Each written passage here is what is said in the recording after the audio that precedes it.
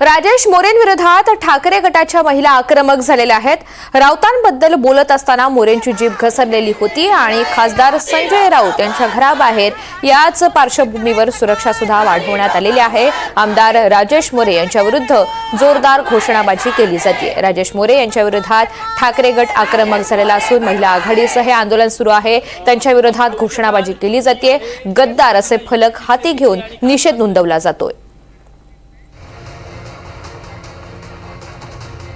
या सगळ्या संदर्भात आमचे प्रतिनिधी अविनाश यांनी आढावा घेतलाय, आपण पाहूयात।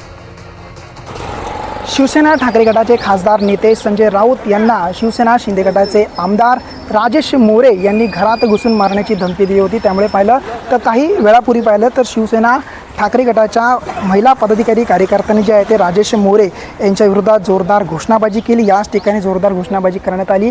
त्याचबरोबर त्यांना जोडे देखील मारले आहेत, त्यांच्या प्रतिमेला जोडे मारले आहेत। त्यानंतर पाहिलं तर संजय राऊत यांच्या मैत्री भांडूप या निवासस्थानी पाहिलं तर मोठा पोलिसांचा बंदोबस्त जो आहे तो तैनात करण्यात असल्याचे चित्र सध्या या ठिकाणी पाहायला मिळतं। त्यामुळे संजय राऊत यांच्या भांडूप या निवासस्थानी जर पाहिलं तर मोठा पोलिसांचा बंदोबस्त आता तैनात असल्याचं आपल्याला एकूणच पाहायला मिळत आहे।